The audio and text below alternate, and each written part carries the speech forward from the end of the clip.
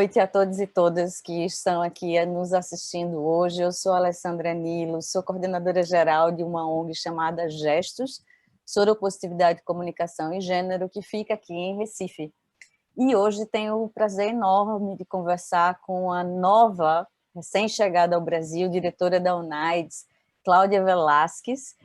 E nós vamos ter uma conversa, um papo bem interessante sobre como é que a gente consegue responder à Covid-19 no Brasil e ainda assim continuar no caminho do desenvolvimento sustentável. Cláudia, boa noite, bem-vinda, um prazer enorme estar com você aqui hoje, ter essa conversa. Boa noite, Alessandra, e boa noite a todos e todas que estão conectados hoje. É um prazer estar com vocês. Sim.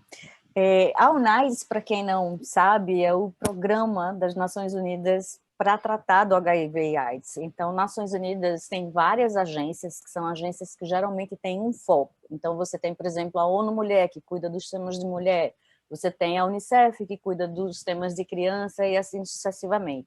Mas a UNAIDS tem uma característica diferente. A UNAIDS é um programa, e esse programa é, inclusive, composto por várias dessas agências, a maioria dessas agências da ONU estão no programa da UNAIDS. Isso é muito interessante, porque acaba sendo um programa que sempre dialoga e está se relacionando com vários dos outros temas que essas outras agendas das Nações Unidas cobrem. Cláudia, como é que você acha que esse diferencial da UNAIDS é relevante nesse momento em que nós estamos discutindo esses dois, digamos, essas duas grandes necessidades mundiais, que é, ao mesmo tempo de responder a uma emergência sanitária como essa, que nós nunca vimos e nunca passamos por uma situação assim, ao mesmo tempo a gente precisa fazer isso sem sair daqueles compromissos que nós tínhamos com o desenvolvimento sustentável. A AIDS, nesse caso, tem uma experiência incrível, porque nós temos aí décadas e décadas lutando contra um outro vírus. Como é que a gente relaciona tudo isso e como é que a gente consegue, juntos aqui, juntas, pensar numa resposta? Sim, bom, Alessandra, é uma boa pergunta, não? Como você disse, o NIDES é diferente a todas as outras agências, não? Nós temos, somos uma família de 11 agências que conformam parte do NIDES e cada um tem um mandato específico para atuar na resposta do HIV conjuntamente e nós temos esse papel de fazer essa coordenação, né? Essa coordenação entre todas as agências e todo o trabalho. Mas nós, como UNAIDS, temos um foco específico que tem que ver com trabalho na liderança, advocacia e gerar essa informação estratégica. Não, em relação ao Covid-19, é certo, é uma pandemia de uma natureza que não conhecemos antes, ao menos para a maioria da gente jovem, né? Mas como você acaba de mencionar, que realmente a resposta de HIV, que tem já 40 anos de uma epidemia, começou com as mesmas características, né? Como uma característica de não ter tratamento, não ter uma resposta, não saber como tratar, não saber o começo e origem do vírus. Então, muita incertidumbre e dúvidas ao redor deste vírus, muito parecido ao que vivimos no passado com a HIV. E acho que todas as lições que hemos já vivido na resposta da HIV podem ser, em parte, uma solução por Covid-19, porque temos trabalhado temos que trabalhar de alguma forma conjunta para esta resposta, né? E temos demonstrado dentro da resposta da HIV a relevância e a importância e o poder das comunidades em uma pandemia. Porque uma parte é a resposta clínica, a resposta dos serviços de saúde, mas essa tem uma limitação, né? Isso depende do alcance e o número de pessoas que podem atingir através dos serviços. Mas as pessoas que estão na comunidade não sempre têm muitos desafios e barreiras para chegar a esses serviços. E essa conexão, esse link entre os serviços e a comunidade é onde temos muita experiência com a resposta HIV. E isso acho que é uma das coisas que nós trazemos da resposta para a COVID.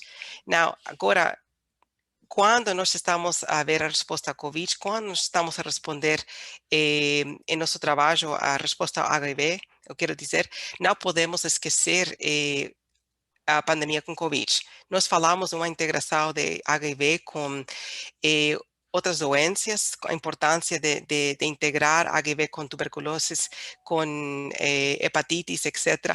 Mas Covid forma a ser outra parte que agora temos que ter, assim, claramente da mão. Não?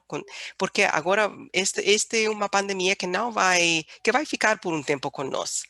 E a outra parte que é que temos que preservar todas essas conquistas, não, ganhadas pela luta com HIV, porque foram muito difíceis de atingir.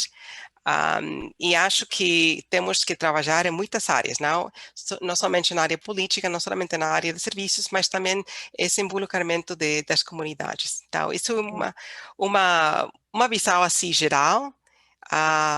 E não sei se respondi, Alessandra, mas poder fazer outras Claro, perguntas. não, eu acho que é muito por aí mesmo. Nós temos insistido muito, Cláudia, aqui no Brasil, de que as pessoas que são afetadas pela pandemia da Covid deveriam ter algo a dizer, precisariam ter um papel relevante também na construção das respostas. Uma dificuldade, claro, é digamos, a voracidade desse novo vírus, não é? A forma de transmissão, que também é uma forma muito mais incontrolável, obviamente, do que a maneira de transmissão Sim. do HIV, que nós já conhecíamos e já enfrentávamos. Mas, de alguma forma, a gente sente que as comunidades elas estão realmente ficando para trás, que as pessoas afetadas estão ficando para trás. Inclusive, você sabe que um dos grandes desafios que nós temos nesse momento é como colocar em prática medidas sanitárias, como, por exemplo, a questão do distanciamento social, no momento em que a gente não tem sequer um auxílio emergencial suficiente para garantir que as pessoas fiquem em casa. Então, essa situação econômica no país ela é muito desafiadora. Por outro lado, nós temos um outro desafio também que é global e que eu acho que a gente também aprendeu muito no campo do HIV/AIDS, que é a questão do debate sobre propriedade intelectual. Então, quando nós estávamos ali no início das descobertas, assim, meados de anos 90, descobrindo os medicamentos para o HIV, nós já nos deparávamos com essa discussão e a dificuldade de se ter acesso a medicamentos por conta da propriedade intelectual, dos direitos de comercialização e do alto lucro que geralmente essas empresas farmacêuticas querem impor aos seus produtos. Agora, na pandemia da Covid, nós estamos muito contentes, inclusive, de ver que a UNAIDS tem sido uma das grandes vozes no cenário internacional falando sobre essa vacina para o povo, vacina para todas as pessoas. O que é exatamente? Explica aqui para quem está assistindo a gente do que se trata isso, Cláudia.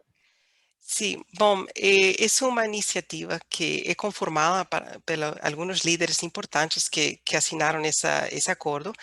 Nossa diretora executiva, Winnie Byanyima, formou parte dessa iniciativa. E realmente trata-se exatamente disso, de assegurar, se chama People's Vaccine em inglês, ou vacina popular, e para assegurar esse acesso igual e justo para todas as pessoas em todos os países, realmente independente de quanto dinheiro tem um país, porque sempre sabemos que a maioria das empresas farmacêuticas que produzem e tem a possibilidade de produzir as vacinas e tem o dinheiro com os científicos para produzir a uma rapidez muito mais que outros países.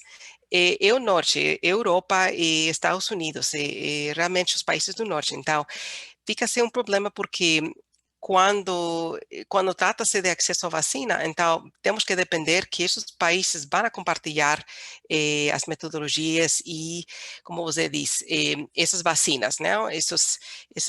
Essa propriedade intelectual. Mientras que outros países estão também a produzir, eles têm já produzido a outro nível. Então, essa iniciativa do People's Vaccine, que inclui a nossa diretora do UNAIDS, realmente é isso, é uma luta para assegurar que todos os países têm esse acesso à vacina igual e justo. Então, agora, não sei, aqui no Brasil temos um problema, né? Porque através dessa luta estamos a ver que, inclusive, os países, alguns países pobres já na África estão a receber, e o Brasil está ficando um bocado atrás. Então, nós, comunais, como parte do equipe aqui da ONU, estamos a escrever cartas neste momento à OMS, a New York, para realmente puxar e colocar a evidência na situação que estamos a viver aqui no Brasil, para toda a população. Porque exatamente isso, não trata-se de dinheiro, trata-se de realmente ter suficientes vacinas para a população que precisam. Exatamente. E acho que essa experiência é uma experiência muito dolorosa para os países, né? Porque mesmo, você imaginar que mesmo que você tenha dinheiro, você não consegue comprar as vacinas, porque as empresas que controlam o direito da vacina não conseguem produzir numa escala suficiente para abastecer o mundo todo, é uma contradição enorme entre o que se avança do ponto de vista da tecnologia e o quanto nós evoluímos do ponto de vista civilizatório, né? Deixamos o lucro, realmente, essa ganância ser mais forte, ser mais poderosa do que o direito à vida, que é o direito, né, de todas as pessoas, o direito à saúde, que aqui no Brasil, por exemplo, isso não acontece em todos os países do mundo, mas é sempre bom lembrar que aqui no Brasil o direito à saúde é constitucional, é um princípio que nós não podemos jamais abrir mão. E aí, pensando um pouco nisso do mundo e pensando um pouco do Brasil no mundo, a gente vê como nós ficamos para trás nessa relação entre desenvolvimento da tecnologia e os retrocessos, né, ultimamente, que nós temos vivenciado. Temos na Gestos, inclusive, recebido muita demanda de pessoas que não conseguem mais acessar sequer os serviços básicos, porque você sabe, o nosso SUS está totalmente sobrecarregado. Como a UNAIDS pode ajudar a gente nesse momento, Cláudia, nessa situação tão difícil que aqui no Brasil a gente vivencia e o sistema ONU como um todo? Neste momento, como você sabe que o NIDES é um programa pequeno, não? E trabalhamos com essa família de agências, mas o NIDES sempre está a ouvir as vozes de sociedade civil, a ouvir as vozes das comunidades e toda a população e trazer isso para nossos colegas aqui do OPAS, que é a linha direta com a OMS, e também trazer e colocar um foco assim nos meios, nas áreas sociais e através da nossa sede de UNAIDS em Genebra, o que está a acontecer aqui e em muitos países. Nós estamos a colocar evidência do número de casos, a rapidez da transmissão, e agora estamos também a colocar esses argumentos de que se não temos essa solidariedade compartida e essa responsabilidade de todos os países, não vamos a poder a lutar e realmente controlar esta epidemia. Porque a diferença, como você disse, do HIV, a transmissão é por ar, é de pessoa a pessoa. E por a primeira vez, toda a população pode ser afetada. Então, nós, aqui como UNAIDS, estamos a trabalhar fortemente na parte da advocacia, de escrever cartas, de colocar evidências, de demonstrar às populações mais afetadas que as pessoas vivendo com HIV, as pessoas que vivem, vivem ao margem da sociedade, das pessoas que vivem na rua, todas as pessoas que não têm esse acesso ao serviço, nós estamos a colocando como alto risco e crítico e especificamente no Brasil, a falar de que a situação é muito crítica e agora está a afetar outros países. Então, é um trabalho que realmente tem que ser conjunto entre todos. Não pode ser somente o NICE, e o NICE está a puxar essa conversa, né? Sim, e é muito importante, porque eu acho que essa mensagem de que, nesse momento, do ponto de vista de saúde pública mundial, o Brasil se torna uma ameaça, inclusive para outros países, porque não controlar a pandemia aqui significa a possibilidade de você ter novas variantes do vírus, como nós já estamos vendo, significa você ter também uma população que cada vez mais fica confinada, né? Porque os países não nos recebem, a nossa economia volta e fecha e abre, você não tem uma orientação realmente que seja uma orientação voltada a nos defender, voltada a dizer vamos cuidar das pessoas, porque as pessoas nesse momento estão precisando e elas são prioridade, né? Nós gostaríamos muito que a nossa vida, que os nossos direitos coubessem nos orçamentos públicos, e é incrível você pensar que as políticas públicas são feitas ao contrário, né? A economia não é para que as pessoas vivam bem, a economia é para que algumas poucas pessoas vivam bem, e isso é uma característica que a gente vê muito, não só no Brasil, mas acho que na América Latina como um todo. E você, Cláudia, você foi uma pessoa... Quer comentar alguma coisa? Quer falar Não, alguma coisa? se eu só queria Por favor. acrescentar uma coisa importante, porque outra coisa que o NICE está também a trabalhar muito é a desinformação, né? Porque neste momento o governo coloca algumas coisas, temos os diários oficiais que todos estamos a seguir, das regras do governo aqui no Brasil, mas a nível global, a nível geral, sobre a pandemia, temos visto muita desinformação e questões. Estou a ver pessoas que questionam a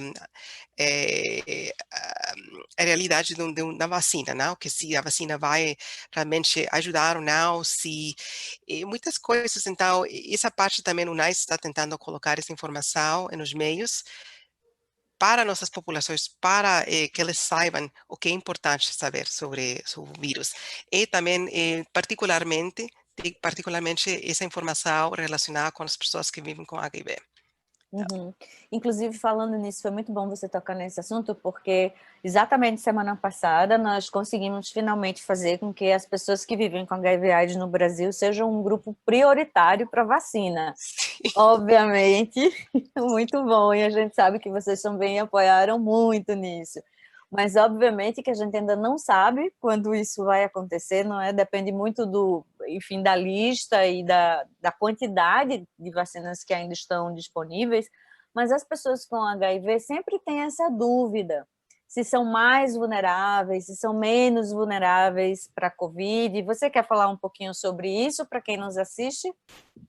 O que eu posso dizer neste momento sobre isso é que se a pessoa está a tomar seu tratamento como devido e a carga viral é suprimida e está baixo controle, a pessoa não deve correr um alto risco de contrair a transmissão, o Covid-19. Né? O risco, mas não neste momento com o vírus do Covid, não sabemos, às vezes, por que está a infectar algumas pessoas e a outras não. Então, por isso que estamos realmente a educar a todas as pessoas de, por favor, levar assim a máscara, a praticar o distanciamento social, porque ainda também os científicos não conhecem muito bem. Só sabem que se a pessoa tem essas comorbilidades, tem visto mais alto risco com essas pessoas com comorbidades, tem alto risco com as pessoas que têm mais idade, mas agora, com essa nova variante no Brasil, estamos a ver um acrescentamento de infecções entre a população um bocado mais jovem. Uhum. Então, mas para as pessoas que vivem com HIV, devemos seguir as mesmas restrições e recomendações que temos visto já, porque pode afetar de qualquer maneira, mas se está em tratamento, já tem uma proteção, né? Uhum. E Então, tem... isso é uma lição também que para puxar, não? E eu não quero dizer que uma pandemia tem umas oportunidades positivas, mas essa oportunidade de reconhecer a importância da proteção e de ficar no tratamento, a importância de estar em tratamento, e também foi outra oportunidade para o NICE também trabalhar com eh, o programa aqui nacional de puxar essa disponibilidade multimês e outras coisas que levavam um tempo a entrar, não? É uma discussão global, mas os países sempre estavam a devagar, não, nessa decisão. Então, agora temos algumas coisas, não, adiantadas nesse respeito. Uhum. Não, muito bom. E eu acho que é parte do trabalho das agências, dos organismos multilaterais, como a ONU, é sempre fazer essa ponte entre essas discussões globais e a realidade local. Nesse momento, por exemplo, nós estamos nos preparando para a próxima reunião de alto nível das Nações Unidas, que vai acontecer, acho que junho, já fechou, né? Em junho Sim. desse ano, e agora em abril, no dia 23, nós vamos ter um processo de escuta com a sociedade civil que está sendo organizado lá nas Nações Unidas em Nova York. Eu queria que você falasse um pouquinho, Cláudia, sobre as expectativas com essa nova reunião de alto nível, e só para explicar aqui para quem nos assiste do que nós estamos falando, é que de tempos em tempos, geralmente 4 anos, 3 anos, ou enfim, as Nações Unidas se reúnem para ver onde estão os países em relação aos progressos alcançados sobre o HIV e a AIDS, e aí eles fazem os novos acordos e estabelecem novas metas e estabelecem novos processos para que nós possamos, nos países, implementar e que haja um monitoramento global, ou seja, que do ponto de vista da comunidade internacional, meio que os países vejam o que é que cada um está fazendo e um apoiando o outro em tese, pelo menos essa é a teoria, realmente, é a base do multilateralismo, né, esse apoio mútuo, esse processo de troca e intercâmbio.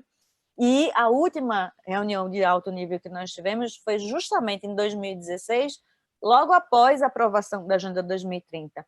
E aí eu queria compartilhar com todo mundo, Cláudia, assim, uma percepção que eu acho interessante, porque em 2016, quando essa reunião de alto nível aconteceu e nós acordamos as novas metas para a resposta global ao HIV e à AIDS, nós tínhamos acabado de aprovar a Agenda 2030 de Desenvolvimento Sustentável, que foi uma negociação que durou 3 anos e a gente costuma dizer que capturou completamente as Nações Unidas. Então, a reunião de alto nível em 2016, que foi muito provocada também pelas gestos, a gente conseguiu lá em 2014 aprovar no PCB, na reunião da junta diretora da UNAIDS, que fosse chamada essa reunião e todo um processo, né, de disputa e negociação.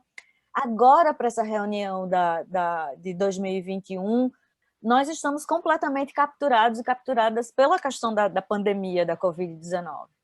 E aí eu queria conversar um pouco com você sobre isso, para explicar para as pessoas essas expectativas e falar um pouco também dessa nova estratégia da UNAIDS, que foi aprovada agora e que certamente vai dialogar com as metas da reunião do alto nível, mas também falar que nós estamos assim nessa situação de que as agendas são capturadas e cada vez mais a gente tem dificuldade de realmente cumprir essas metas que nós acordamos, apesar de que são sempre importantes, são necessárias que sejam ambiciosas, mas é interessante ver como sempre nós estamos na emergência de responder a algo, sabe? Que um pouco nos tira do foco. Mas tem uma coisa muito positiva, e eu concordo com você, que a gente precisa focar também nas coisas positivas, que eu acho que a gente nunca falou tanto sobre saúde pública no mundo. Então, eu queria que você fizesse uma reflexão sobre isso, sobre deixa eu desligar aqui meu celular, sobre esse momento que a gente está vivendo e que possibilidades a gente vê para essa reunião de alto nível, principalmente para o fortalecimento da saúde pública. Claro, Alessandra, é como você disse, não é às vezes bom falar de coisas positivas durante uma pandemia, mas é certo, e cada vez que nós tivemos uma reunião de alto nível, sempre acontece alguma coisa, mas essa é a realidade para tudo, né? E vivemos num mundo muito complicado e complexo, e sempre está acontecendo alguma coisa, mas em UNAIDS, nós continuamos com a decisão de fazer nossa reunião de alto nível neste ano e tivemos países que estavam a puxar postergar, né, retardar assim a data do High Level Meeting, da reunião de alto nível, porque diz que estamos ocupados, muito enfocados no Covid, mas nós dizemos que não podemos deixar assim nossa agenda de atingir as metas ou acabar com a AIDS para 2030, porque temos uma pandemia, porque sempre vai acontecer alguma coisa. E temos um compromisso com as populações afetadas, as populações vivendo com HIV, e temos que seguir para em frente. Então, em parte foi essa razão, e em outra parte também é para demonstrar que o NICE tem muita relevância, não somente na resposta ao HIV, mas também demonstrar a relevância e os aportes, as lições aprendidas que o NICE e a estratégia do HIV tem para a resposta do COVID. Então, um tempo interessante. Sei que ha levantado a questão da saúde pública a nível global como nunca antes, e eu também acredito que isso é assim. Para a reunião de alto nível, sim tem um bocado de impacto, porque está a competir muito com as pessoas que nós queremos ter nessa reunião, né? Exatamente que é uma reunião de alto nível, queremos ter esse compromisso, essa participação do nível mais alto possível. E sei que isso é um desafio para o NIDES, conseguir isso, mas acho que nesta reunião vamos a também discutir que não atingimos as metas de 2020.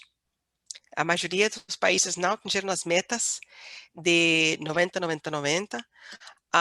E para lembrar os países que ainda temos um compromisso muito importante que não hemos atingido.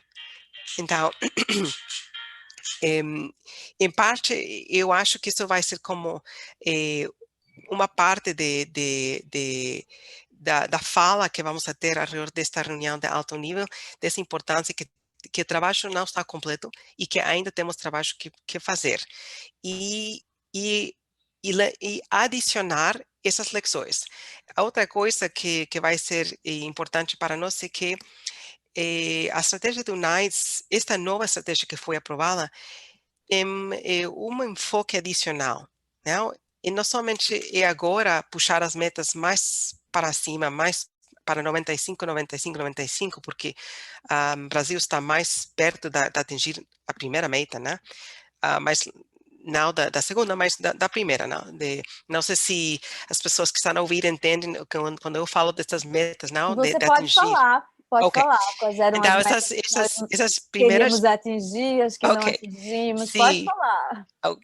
Bom, então essas metas de atingir esses 90, 90, 90 quer dizer que as pessoas, o 90% das pessoas estimadas que vivem com HIV foram atingidas ou diagnosticadas estadas para HIV, e depois o segundo 90 quer dizer que dessas pessoas que foram diagnosticadas, 90% estão em tratamento, e depois o terceiro 90 quer dizer que dessas 90% das pessoas que estão em tratamento, 90% ter atingido uma supressão viral, né?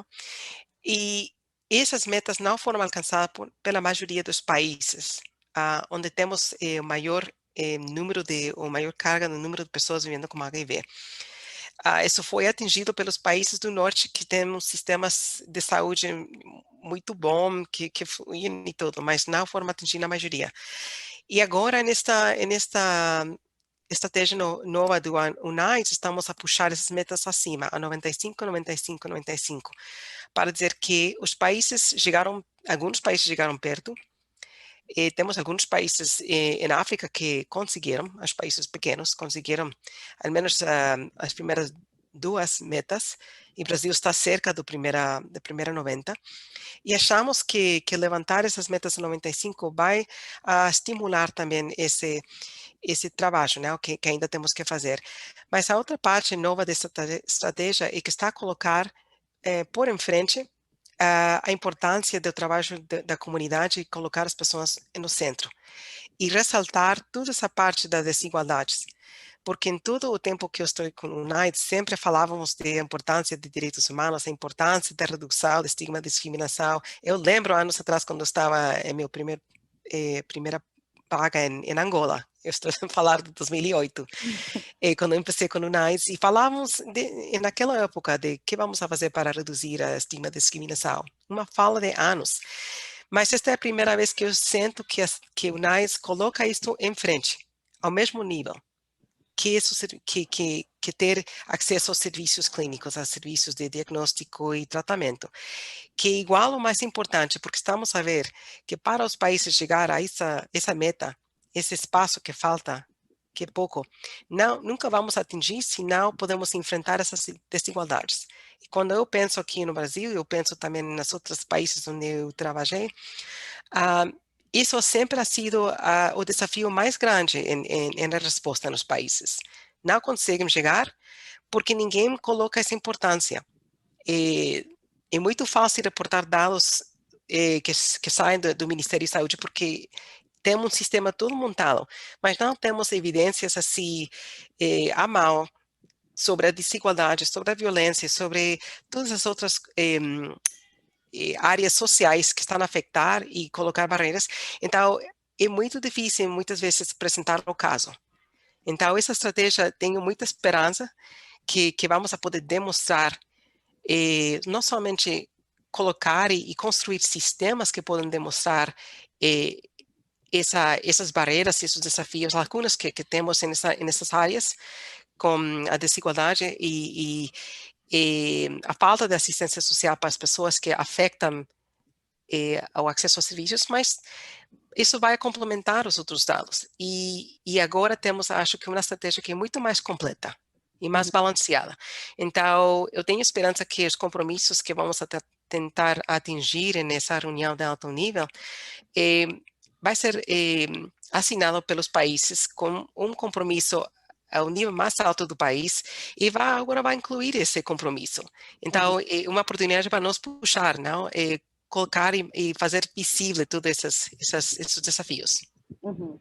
Nós também estamos assim bem esperançosas, Cláudia, apesar de que as resistências também são muito grandes, Sim. Principalmente porque isso tem muito a ver também com essa discussão sobre desenvolvimento sustentável, porque a Agenda 2030 e uma das relações realmente com a HIV é a questão dos determinantes sociais, é a questão da desigualdade. E a Agenda 2030 é a primeira vez que a ONU realmente assume uma posição, um compromisso muito sério em relação à questão de desigualdade, porque antes, para quem está também aqui acompanhando a nossa conversa, antes a ONU sempre focava muito na questão da pobreza, de eliminar a pobreza.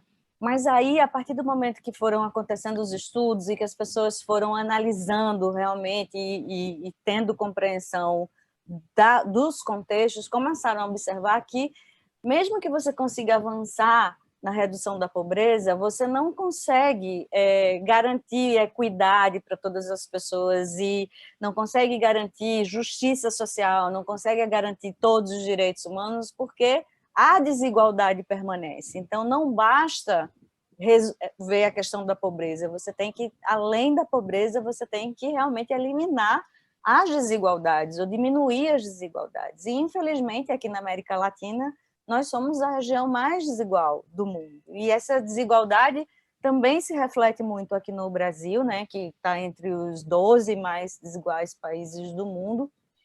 E para nós é um momento que nós sempre temos muita expectativa na comunidade internacional, porque os determinantes sociais os determinantes sociais eles são fundamentais, os sociais e os econômicos, né?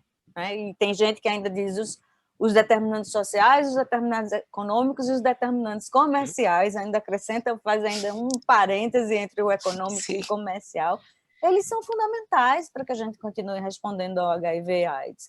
A questão da fome no Brasil, por exemplo, né, que é o objetivo 2 de desenvolvimento sustentável, é algo que neste momento é extremamente preocupante. Saíram dados novos a semana passada, eu acho que todo mundo viu, ou várias pessoas viram, pelo menos, esse novo estudo, mostrando que nós temos 19,1 milhões de pessoas com fome no país, e que pelo menos metade da população brasileira está sob algum nível de insegurança alimentar, ou leve, ou sabe, mediano, já com algumas restrições, mas você falar em 19 milhões de pessoas com fome numa situação como essa, é muito grave o que a gente vivencia no Brasil. Nós estamos realmente voltando décadas, retrocedendo décadas em termos de políticas públicas e de acesso para as pessoas. Então, quando a gente pensa essa próxima reunião de alto nível, é muito importante ter esses compromissos reafirmados, porque nos serve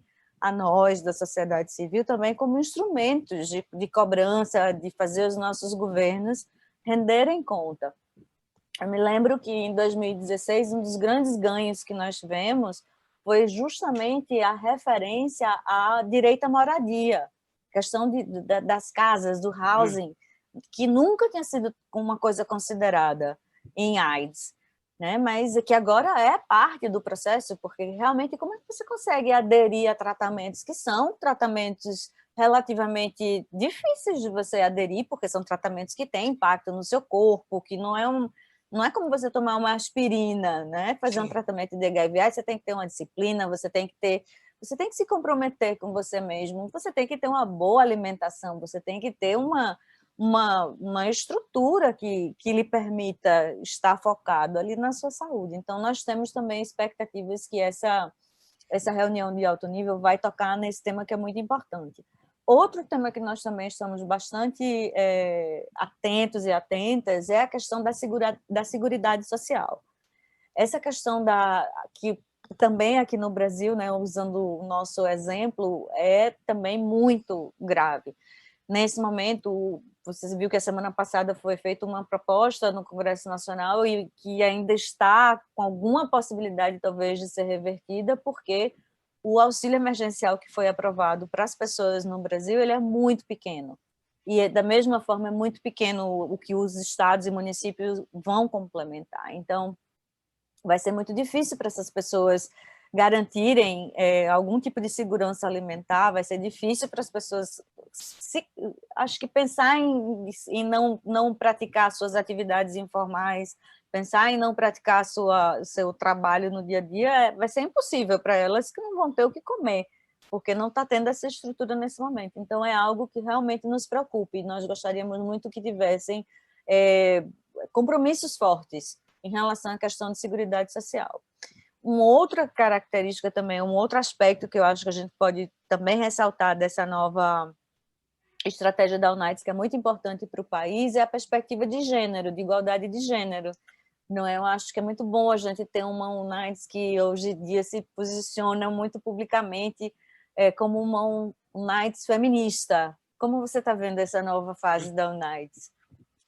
Assim, é uma mudança muito forte, né? Porque desde o início, o começo do Unites, tem outra olhada, né? Tem uma olhada desde criar uma estratégia para lutar contra uma epidemia, como foi o começo do Unites.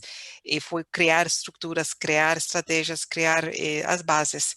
E agora temos uma diretora executiva que está a trazer outra olhada dessa perspectiva do gênero e essa olhada de feminista, porque ela traz essa olhada de querer introduzir, não somente na estratégia do NITES, um, a nível global, mas dentro do organismo do NITES próprio.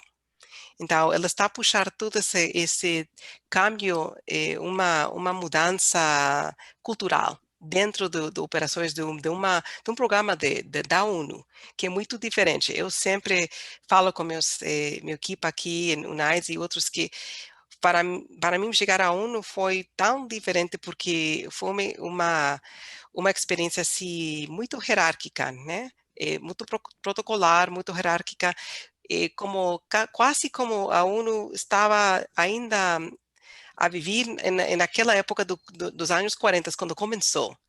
E assim, no modo de gerir e fazer a gestão das estratégias. E eu falo em geral de todas as agências. Então, ter essa mirada agora do Winnie, que ela está a trazer essa olhada de igualdade, de humildade, de pensar e colocar as pessoas que vivem com HIV, as pessoas afetadas pelo HIV, no centro de uma estratégia. E ela está a puxar isso com toda a sua força e a puxar essa mudança dentro da organização para que a organização própria do NICE reflete a população que está a servir. E isso é uma mudança muito grande, assim, uma diferente perspectiva para o Unites, que eu acho que traz assim essa olhada feminista de Winnie. Ah, e como sempre, não? Essas mudanças é difícil para qualquer organização depois de fazer as coisas de uma maneira, mas estamos a aprender e como uma reflexão que estamos a ter em todas as equipas dentro da organização, de como estamos a trabalhar entre nós e com nossas populações. Uhum, Então, estamos a aprender, sempre estamos a aprender muito nesse sentido. que Ah, ótimo.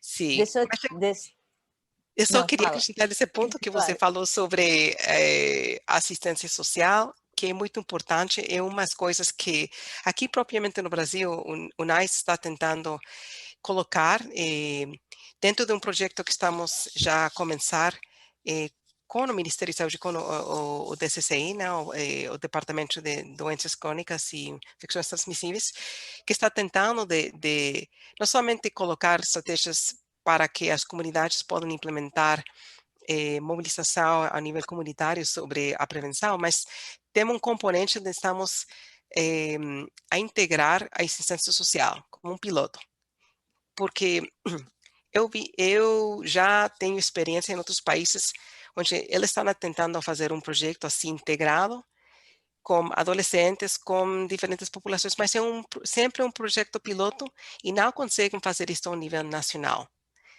Mas eu tenho essa esperança que dentro desse projeto podemos demonstrar o que você está a falar, a importância de ter projetos que não somente têm uma olhada de saúde, mas está a integrar toda essa parte de assistência social e também outros projetos que estamos a fazer dessa perspectiva de projetos que tem primeira entrada, gerar ingressos, dar oportunidades para a sociedade civil criar uma ideia e criar uma empresa pequena e poder gerar dinheiro, de gerar fundos para eles sobreviver.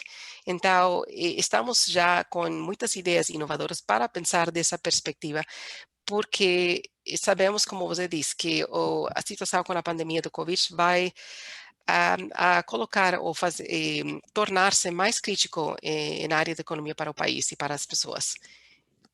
Que bom, Cláudia. Então, essa notícia que você está dando é excelente. Sim, Significa que a sociedade civil pode esperar em breve, em algum momento, vai haver a possibilidade de acessar recursos, inclusive para que as pessoas vivendo com HIV/AIDS possam montar os seus pequenos negócios e possam gerar recursos para a sua sobrevivência. Muito bom isso. sim, Inclusive, quem teve uma experiência muito interessante dessa forma foram as trabalhadoras sexuais na Argentina, que conseguiram também, nesse momento de crise de Covid, montar pequenos negócios e, enfim, vender algumas coisas, e isso as ajudou.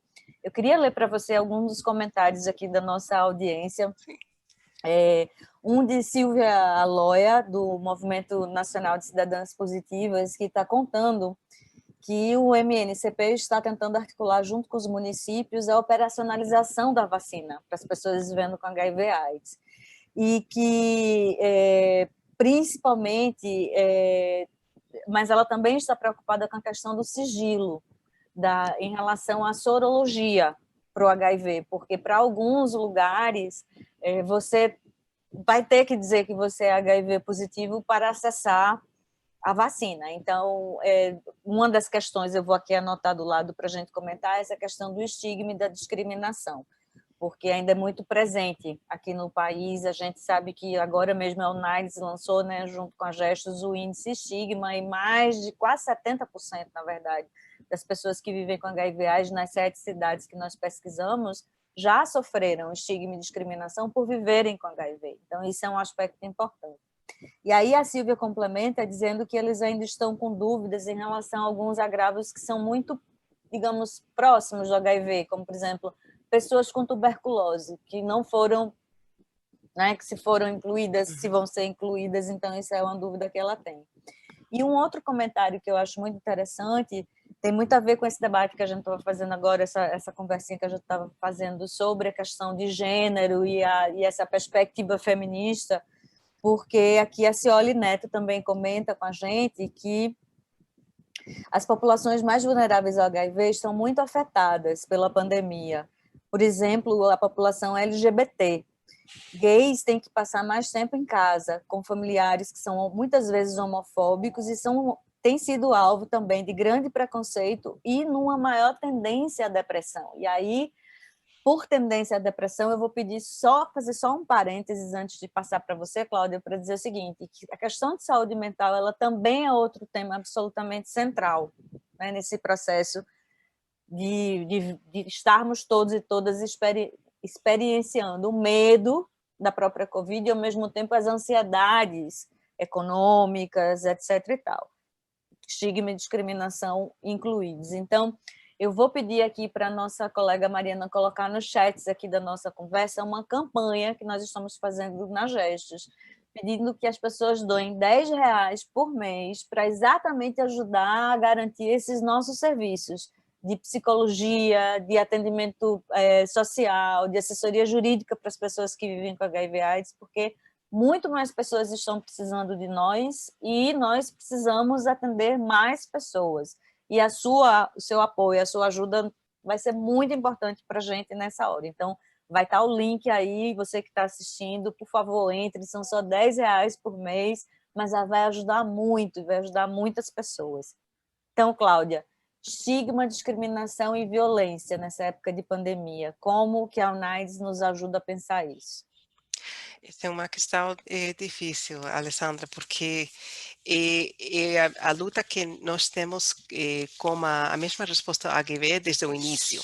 E acho que o HIV está a agravar a situação em termos da violência e da estigma e discriminação, mas como você diz, em uma parte é não esquecer esses serviços de saúde mental, de estar conectados com nossas populações.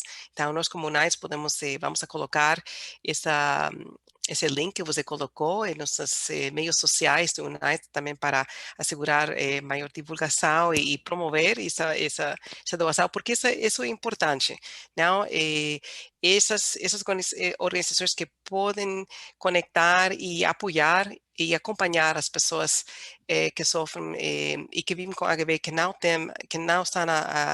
a viver em casa neste momento com famílias, ter alguém com quem falar e também nós poder colocar essa informação nas nossas redes sociais, meios sociais de informação correta e esses links a essas acesso a essa informação onde elas podem ligar e conversar, porque acho que esse seria o primeiro passo, né? E também ter à mão a informação onde podemos conectar a pessoa, se tem um caso de violência, né?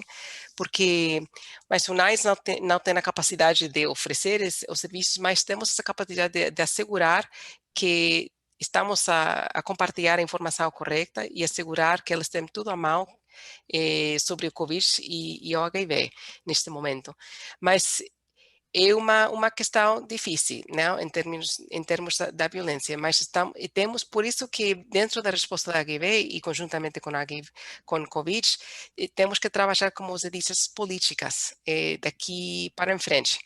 Então, isso não é uma resposta para a situação neste momento da pandemia que é crítica.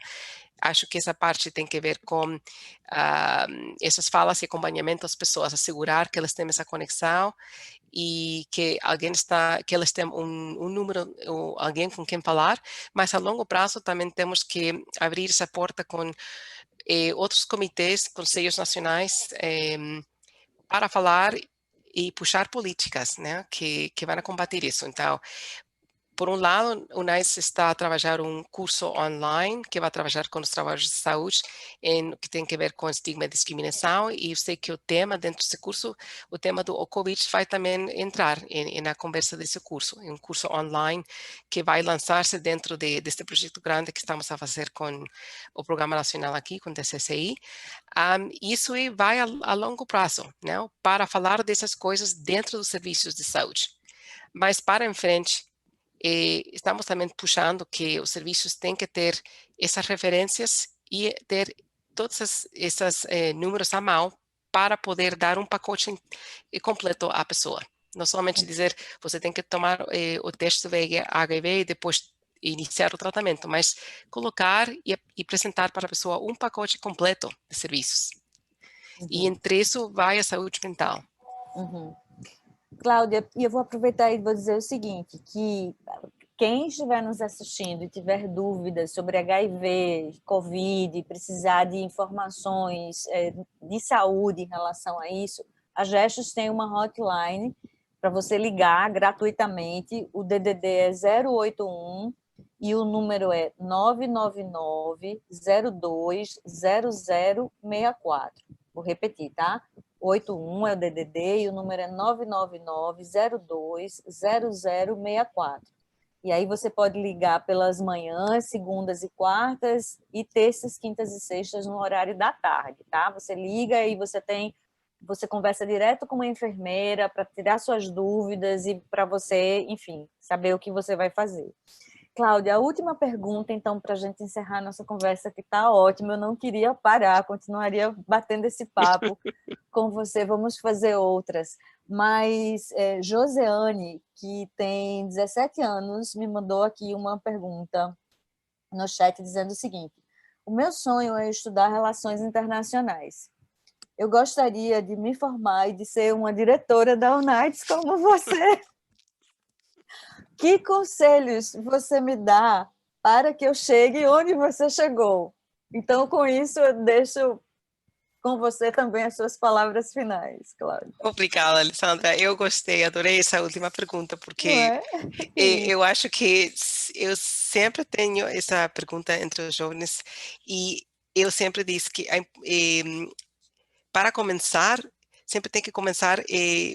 Eu vou dizer que eu comecei quando trabalho na comunidade. Eu fiz meus estudos assim, eu fiz meus estudos universitários na área diferente, não? Estávamos a falar antes de começar aqui o bate-papo que eu estudei a biologia, uma coisa assim da perspectiva muito clínica, assim, laboratório, estudando assim tudo a parte molecular, um pouco chato, né, falar dessa parte, mas quando eu tive a oportunidade de fazer um tipo um estágio, não? Fui uma estagiária num grupo de jovens que tive a oportunidade de trabalhar na comunidade em norte da África, na comunidade de mulheres, em Marrocos, para ser precisa, né? Uma comunidade muito conservadora, trabalhando com a saúde. E essas experiências assim na comunidade, para trabalhar com o NIDES, é importante porque demonstra que você conhece a realidade no campo e você começa a construir esse trabalho. Já pode ser pago, pode não ser pago, não importa. É importante ter essa experiência na comunidade e se você está a estudar relações internacionais, porque é importante não somente conhecer a parte das políticas ao nível do país e ao nível global, mas também é importante conhecer os problemas e os desafios da comunidade para realmente poder fazer essa conexão. Porque eu sei quando a pessoa é jovem, somente fica em estudar a teoria num livro, mas essa experiência no campo é muito crítico. E depois podem aplicar para uma passentia, um estágio aqui com o NIDES, que nós estamos a oferecer sempre. E nós agora temos um processo de estagiários afirmativos. Vai ser aqui o PR para nosso programa, Por porque isso favor. foi uma parte que foi trabalhada assim com a Ariadne, que está no nosso escritório aqui, uma assessora. E temos esse programa de estagiários afirmativos. Estamos a puxar uma seleção e tentar priorizar as pessoas que vivem com HIV, as pessoas da comunidade LGBTI, para ter a oportunidade de entrar no NIDES como jovens e aprender. Né? E o NICE está a apresentar essa oportunidade e temos agora dois. Temos uma pessoa que vive com HIV e outra pessoa que é uma mulher trans. Estamos muito contentes de ter, elas são excelentes e essa experiência, eles estão a conhecer o trabalho multilateral dentro do NICE, mas eu sempre disse que também não perder a oportunidade de trabalhar também como uma organização na comunidade, porque isso também é importante para criar essa base e depois eh, aplicar ao NICE.